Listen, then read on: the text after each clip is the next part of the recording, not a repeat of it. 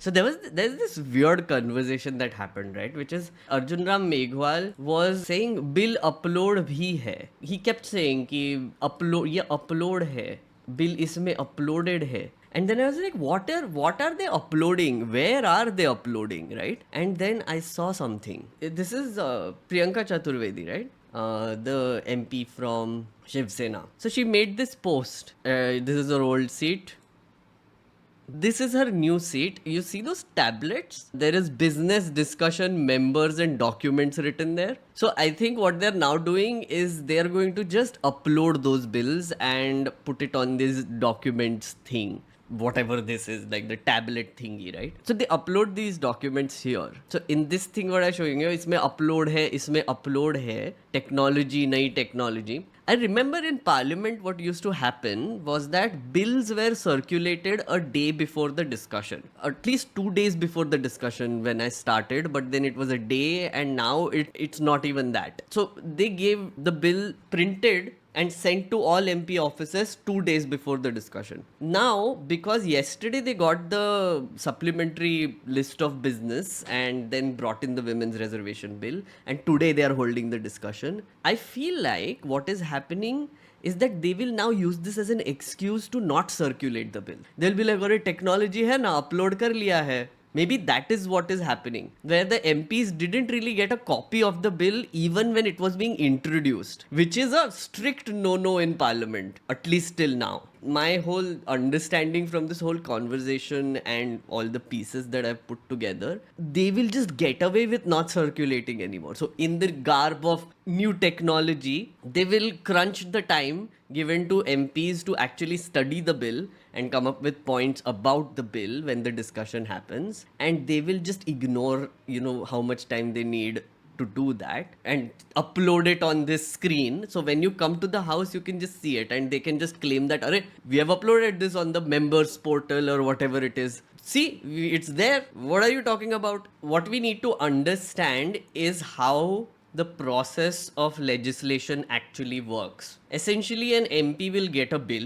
The bill will be full of complicated legal language. They will need time to process what is happening. They will need time to talk to experts who know what is happening so that they can come up with a solid argument either in favor of the bill or against the bill, or even make nuanced amendments to the bill. And that needs time. That needs time because you need to study a lot of things. When it comes to, for example, women's reservation. Now, if you are an MP who has to speak on this, so today is the day when the speeches are going to happen. To make a speech on this, you need to understand the nuance of what this bill is, but also you need to know the historical context. You need to know, oh yeah, so earlier there were attempts made also pass women's reservation. Other things, you need to actually see how the reservations have worked out in the panchayat system. The panchayat reservation system is currently active in India for a few decades now. In 20 states, panchayats are allowed 50% women's reservation. To see the effect of how that worked out, you need time. And MPs need to go and see if there are any studies done on it, if there is any research on this about how it was effective, but also what were the drawbacks of it. When you are doing the speech in Parliament and actually deliberating on this law, which would be implemented on a national scale, you need to bring up all of these points. That needs time, and they don't give you time. So now the quality of the speeches that will come today will be extremely surface level because they didn't have the time. Even if they wanted to, they can't. If you don't give MPs enough time to prepare, if you don't give them time to study, they come up with very basic bad speeches which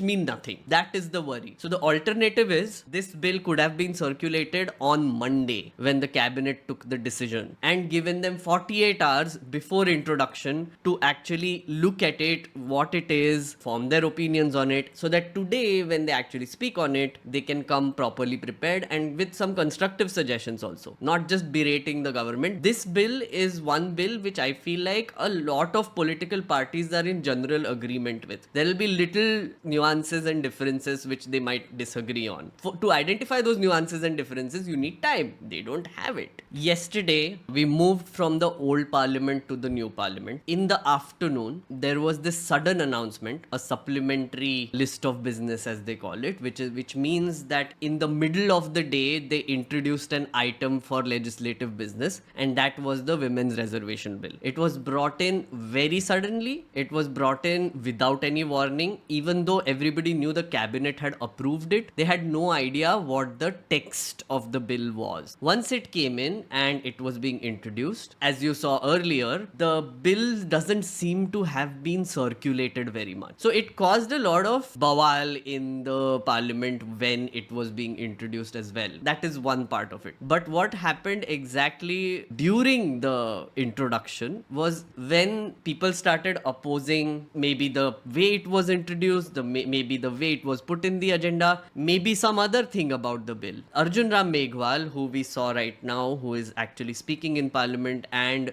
starting the debate, he said this: Mr. Adhir Ranjan Chaudhary, I want to explain what changes will be brought about by this bill. Currently, the number of Lok Sabha seats is 453. As soon as this bill is passed, please note this, and becomes a law, the current number of seats for women, which is 82, will increase to 181. Just see what a revolutionary step we are taking. Aren't you in support of this? The thing is, he's wrong. It's false and misleading what he just said. I think he hadn't read the bill maybe himself, because he can't give those figures for this bill. This bill is not going to be relevant for the next parliament. Within the bill, they have mentioned that it will only be implemented after the 2026 freeze of delimitation ends. To find out what that is, dispatch number 2. Please go watch that. If this is the case, then this bill which they are considering and passing in 2023 will be applicable in a year after 2026, but also to a different seat count, because the point of the delimitation is to increase the seat count in Lok Sabha. So he can't give this example.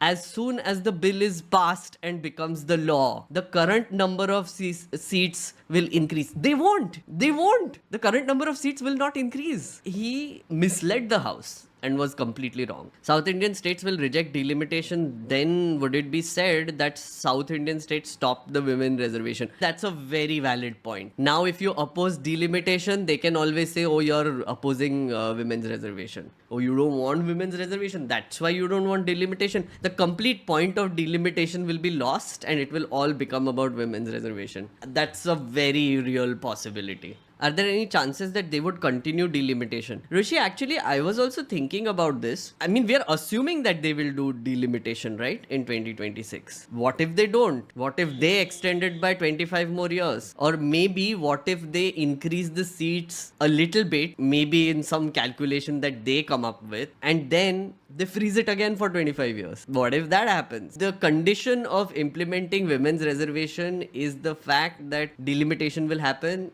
based on a census that will happen after 2026. Will that happen is a different question now. So then the condition in which the women's reservation bill might be implemented is also a maybe. Since Parliament is discussing women's reservation, I thought it would be a good time to also give you a background of how women's reservation has worked out in India till now. There's this article in Indian Express which will help us do that. So the headline reads, how women's reservation first came about at the panchayat and municipality level and the challenges on the ground. It says the 73rd amendment in 1992 sought to change the framework and established a 3-tiered panchayat system with regular elections throughout India. It also mandated that 1/3 of the total number of seats reserved under clause 1 shall be reserved for women belonging to SC or, as the case may be, ST. And additionally, it says no less than 1/3, including the number of seats reserved for women belonging to SC and ST, of the total number of seats to be filled by direct election in every panchayat. So in 1992 is when we got a law which mandated that 1/3 of the seats in a panchayat should be reserved for women. That is the beginning of this. Then in 2009, another amendment was put in to increase the reservation from 33% to 50%, but that wasn't passed. But what happened is that states started making moves and essentially increasing the reservation percentage in their own individual states. Bihar did it first, then there was Chhattisgarh, Madhya Pradesh, Rajasthan, Uttarakhand, and Sikkim. Currently, there are 20 states which have 50% reservation in panchayats.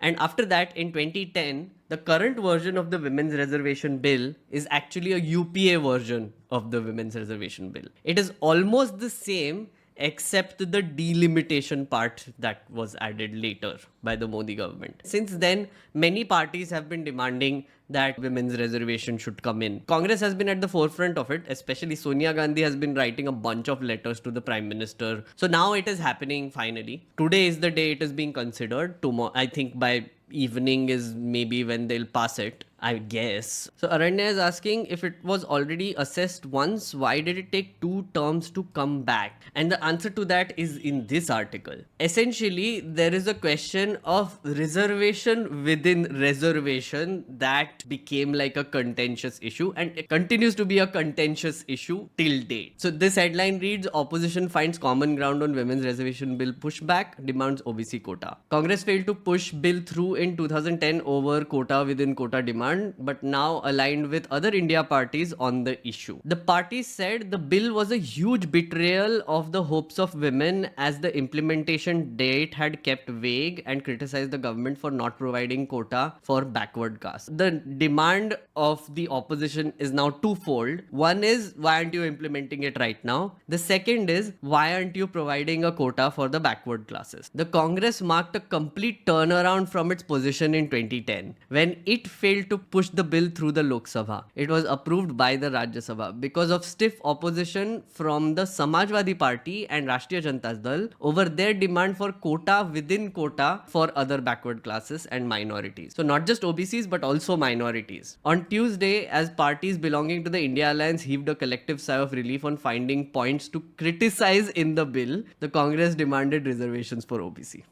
The demand is in sync with the larger opposition bloc's caste census demand, and the social justice rhetoric could become one of the potent weapons in the opposition's arsenal for 2024 elections. So earlier, the thing that Congress was fighting against, they are now using it to fight against the BJP, because the Congress bill is the same that the BJP has brought in. It's really bizarre, right? Think about it. When Congress was in power, they brought in a women's reservation bill. Parties opposed it, saying, why didn't you have OBC quota in it and minority quota in it? Now, when they are out of power, BJP has brought in practically the same bill with a few more additions of implementation dates and delimitation and everything, but it's practically the same bill. Now, Congress is saying, why aren't you putting in the OBC quota? What is happening? When are you implementing it? It's actually very wonderful because all parties kind of want the same thing and also don't want the same thing. So, just wanted to show you the bill that is being discussed today,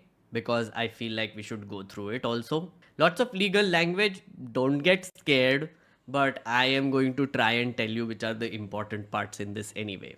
If not, you can always skip, because I'm putting time codes niche, so you can just skip this part if you get, confused and overwhelmed. Whenever you open a bill, ignore everything first. Ignore, go right to the bottom and go to this place, which is the statement of objects and reasons. The statement of objects and reasons is written by the drafter of the bill or the minister. It basically gives you an idea of what the bill is. When Meghwal was giving the speech, when yesterday Prime Minister Modi was giving the speech, practically they were talking about the same thing. For example, after completing 75 years of independence, the nation has begun a journey into Amrit Kal with the goal of becoming Viksit Bharat by 2047. Completely unnecessary detail to add in a bill, but they put it in anyway. Realization of this goal will require contribution of all sections of the society in spirit of Sabka Saath, Sabka Vikas, Sabka Vishwas, Sabka Prayas. Then they throw in a bunch of their schemes for women, Ujjwala Yojana, toilets by Swachh Bharat, Mudra Yojana. True empowerment of women will require greater participation of women in the decision-making process as they bring different perspectives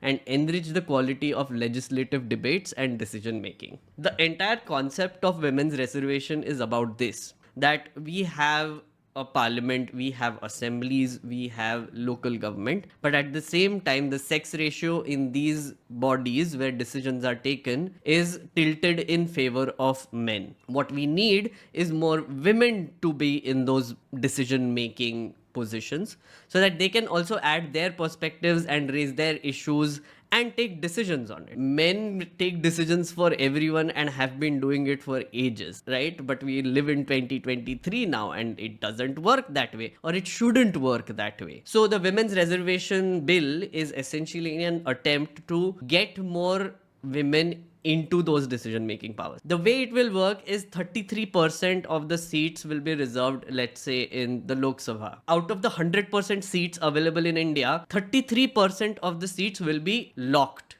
Only women candidates can contest from those seats. So there will be 33% seats which will be declared as only women seats. Over a period of 15 years, all seats in the country, 33, 33 and 33, will go through this process of women's reservation. The idea is that by encouraging more women to fight from these seats, they will come to these legislative bodies and therefore increasing participation of women in decision making. 330A, right? Seats shall be reserved for women in the House of People. What it says is as nearly as maybe 1/3 of the total number of seats reserved under the clause of Article 330 shall be reserved for women belonging to SC or the ST. And nearly as maybe 1/3, including number of seats reserving to women belonging to SC and ST, of the total number of seats to be filled with direct elections to the House of People shall be reserved for women. It is kind of a quota within quota, right? There are like these 1/3 seats that will be there for specifically reserved for women. Within that, 1/3 seats will be for SC, ST women. As Shweta helpfully pointed out, so if 33% is 100 women and 10% was SC, ST of total, then 10% of 100 is 10 women will be SC, ST women. It's a little complicated to understand, but I think thank you, Shweta, for telling us what it means. This is the clause which is the second clause that is being opposed. This is the clause about delimitation, which says that this entire reservation thing for seats of women in House of People, Legislative Assembly and NCT of Delhi shall come into effect after an exercise of delimitation is undertaken for this purpose after the relevant figures of the first census are taken after commencement. This line is where the problem is. 2026 is the delimitation. For that to happen, a census needs to happen. So the bill mentions both of those things. So it is very conditional. If both of those things don't happen, then this whole thing won't happen. Additionally, it says that this reservation shall cease to have effect on the expiration of a period of 15 years from such commencement. That is what I was telling you about, the 15-year cycle, 1/3, 1/3, 1/3. So they're saying that once it commences, after 15 years, this will not be necessary anymore. Again, through an act of parliament, it can also be extended, but for now they're saying 15 years. Congress या उसके समर्थक दल किस तरह से लोकतंत्र का गला घोटते हैं, वो मैं उदाहरण हूं। आज जब मैं पार्लियामेंट के लिए चल रहा था तो मेरी मां आज एम्स देवघर में भर्ती है सर। उसने मुझे फोन किया कि बेटा यदि पार्टी तुमको मौका देती है तो आज इस बिल के बारे में जरूर बोलो। और इसीलिए कहा उसने कि जो महिला है सर, आज यदि सारे पुरुष यहां मौजूद हैं तो उसका कारण महिला है। यदि महिला नहीं होती तो पुरुष का कोई एग्जिस्टेंस नहीं होता। और आज चूंकि कांग्रेस की गलतफहमी है, गलती है सर, और ये जितने अपोजिशन के लोग हैं वो इतने वर्षों तक इस Okay, sorry. No, it's not this whole ma behan beti rhetoric that I was looking for. Like every time you as a man get criticized for saying something, so my mother told me to do this. Oh, I came out of my mother only. All men come out of women only. So of course we can. No. You need to understand lived experiences. The whole point of this reservation is to get women into decision-making places because they have lived experiences of being a woman, how it feels to be a woman. And men cannot even imagine the kind of problems that women face on a day-to-day basis. When we go out on the streets and we scratch our balls and, like backs and be disgusting in general as men, nobody raises an eyebrow. But a woman is supposed to act a certain way and be a certain way and be decent. Men are loitering around all the time everywhere. Do you see women doing that? No, you don't. That is a lived experience. The lived experience is that women don't loiter because men are creeps. This whole maa behan beti rhetoric is just like this sugar coating of this whole thing. I feel like it's time to be brutal about these things. The reason why we want women in decision making powers is because they have lived experiences and they will take decisions which men cannot take. गाली नहीं देना है, but holy shit. इस महिला reservation के लिए जिन महिलाओं ने पार्लियामेंट के अंदर और पार्लियामेंट के बाहर सबसे ज्यादा आवाज उठाई, वो बंगाल की गीता मुखर्जी थी और भारतीय जनता पार्टी की सुषमा स्वराज थी। ये दोनों यदि नहीं रहती तो आज ये दिन भी देखने को नहीं मिलता। 33% यदि रिजर्वेशन लोकसभा और विधानसभा में यदि लागू होने वाला है और माननीय प्रधानमंत्री जी लेकर आए हैं इन दो महिलाओं का, लेकिन सोनिया जी ने अपने पूरे भाषण में न गीता मुखर्जी का जिक्र किया न सुषमा स्वराज का जिक्र किया। अपना क्रेडिट लेना चाहती है कि हमारा बिल है, ये बिल आपका नहीं है, आप जो बिल लेकर आए वो गलत बिल है। और यदि गाइस ये सब credit taking nonsense is just absolute garbage. Ravish Kumar had this very good segment about the history of the women's reservation bill and he actually is crediting someone else, so that's why I wanted to show you. हम आपको प्रमिला दंडवते की याद दिलाना चाहते हैं। इस bill पर अगर पहली कॉपीराइट किसी की है तो प्रमिला दंडवते की है, क्योंकि उन्होंने ही 1996 में इसे प्राइवेट मेंबर बिल के तौर पर रखा था। तब एचडी देवेगौड़ा देश के प्रधानमंत्री थे। प्रमिला दंडवते महाराष्ट्र से जनता दल की सांसद थीं और जयप्रकाश नारायण के आंदोलन से जुड़ी थीं। आरंभ से ही प्रमिला दंडवते महिला आरक्षण की समर्थक रहीं। प्राइवेट मेंबर बिल पेश करने के बाद तय हुआ कि एक संसदीय कमेटी पूरे देश में जाकर अलग अलग संगठनों से बात करे और ड्राफ्ट तैयार करे।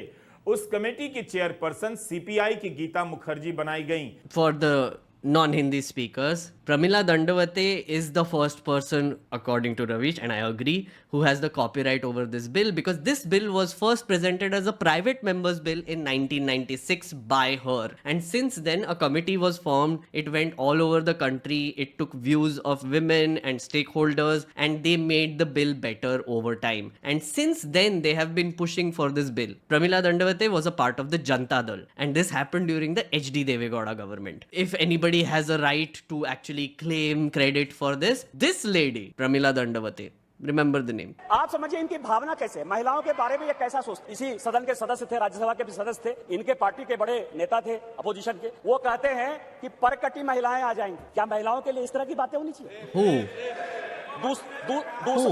दूसरी बात I'm sorry, are we doing whataboutery now? I can do whataboutery also. Presenting IT cell head Amit Malviya. Whataboutery करने के लिए है काफी. Okay, there are other BJP people who have also said very awful things about women. Do I even need to tell you that? Again, why is this a part of the debate? See the point I was making earlier when the debate ka quality has gone down so low because nobody prepares. When you don't have time to prepare, you go for the low hanging fruit, which is whataboutery. Old comments dhundo and then attack because time to tha nahi sochne ka. You do what you usually do, which is attack the opposition. I'm betting like what he quoted, the Parkate Mahila quote, was from some old guy. Some old, like 90-year-old person, 80-year-old person who grew up in a different time. His thinking has way past expired and gone somewhere else. And old people say things like this. We all know this. Our family members say shit like this. You don't have to bring it up here though. What is the new generation thinking? Are they saying the same things? Then that's a problem. Then you should propose, why don't we make gender studies a thing in schools? Why don't we raise men better in families? Can we do something towards that so that those views are changed? Those are the things you should discuss. Again, I hate doing this myself. I hate pulling up old tweets and dissing people. But sometimes whataboutery ka answer becomes whataboutery, then more whataboutery comes, then more whataboutery. Let's not do that. What nonsense is this here? What is this heckling? What is heckling? She's not. What is this? I haven't even started. Sir, what I is don't this even now? understand. நீங்க என்ன பேசுறான்னு புரியாது. I know. எனக்கு புரியாம பேசுறேன். Sir, sir, what is this? She's not even started and a member is heckling us to the speaker. This is the respect for women. Exactly, sir. What is this? Any Tamil speakers here? What did she say in Tamil? She's saying, what is the point of heckling if I can't understand? Oh, that's very nice. I'm just reminded of what Periyar said when I see the BJP speaking here and heckling us, that the pretense of men that they respect women and that they strive for their freedom is only a ruse to deceive them. Yes! Bang on! This bill was brought shrouded in secrecy. We did not know why this session was called for. In the all-party leaders meeting, there was no mention of this bill. I don't know if any of the political party leaders were called for discussions and deliberations about bringing the bill. And suddenly, the bill popped up from our computer screens like Jack in the Box. Is this going to be the way this government is going to function? Like, we've suddenly seeing that there are lotuses blooming, springing from the uniforms of our secretariat staff. Is everything going to be a surprise like this? This is exactly what I was saying in the beginning, right? So, yeah, so I mean, like, we were right. My theories turn out to be right. If an MP is saying the same thing, I think, yes. Validation, guys, validation, amazing. Thank you, Kanimozhi ji. You're amazing. Okay, so the debate in Parliament continues. Kanimozhi is speaking right now, and there will be more speakers coming in. I highly recommend you go back and watch this debate because I think it will be extremely fascinating. As far as when you will get to see it on this channel, tomorrow I will give you a gist of what happened in these debates. Once those uncorrected debates come out and there is text form, it will just make it easier for us to analyze what were the major points that were raised in Parliament. So tomorrow at 10:30 is when we will look at these debates and we will see what was being said and what were the points being raised. So please come to the live stream if you can. Also, thank you so much for watching this video. I hope you are enjoying this new avatar of Parliament Watch. It is a new thing. It is an experiment that I'm doing and I think I'm really enjoying it. Even though I'm busting my ass and not sleeping, I am really enjoying it. Thank you so much for your support and I hope this is useful. Please share, subscribe, do all the things. See you tomorrow.